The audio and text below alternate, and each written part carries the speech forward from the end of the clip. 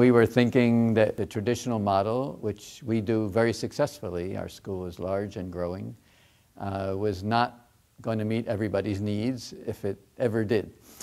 So we were open to new ways of thinking, and about the same time when we began to pilot some educational models, we ran into the ShalomLearning people, and we saw that this might be the very vehicle we're looking for. We had experimented with our own pilots, and they used some Rosetta Stone a little bit, and they used some online teaching. We used the clergy for that, and it was okay, but it was amateurish. And so when we saw what ShalomLearning had done and how they had advanced, we said, you know, why are we spending our time inventing the wheel? There would be some classroom learning, some online learning, some family learning, that the technology would be new and state-of-the-art.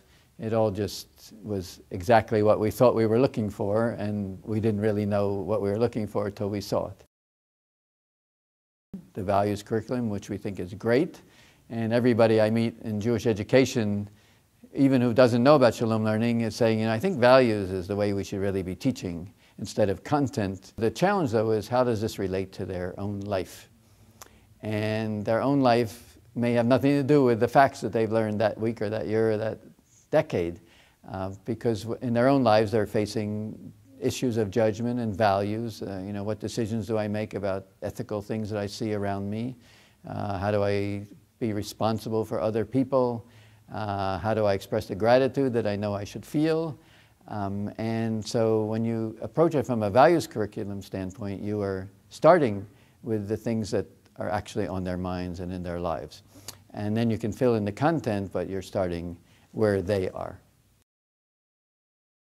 Once a month they are with their kids learning, sometimes in the same room, sometimes in a separate room, while the kids they're learning at the same time on a different level. And they also are monitoring what the kids are doing in their at-home learning. So they are much more involved than they are in the traditional program, which to me is key. Kids are not bored, the kids are excited by it.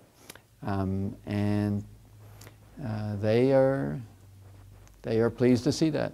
You know, they're not used to their kids talking about enjoying their Jewish education.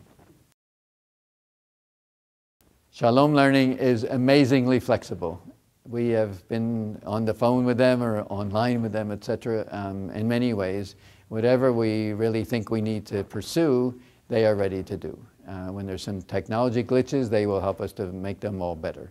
When we're not sure how to make the chavurah, which is the family sessions, work, they're ready to help us do. When we need to find a place to do a chavurah, they're ready to help us find a place.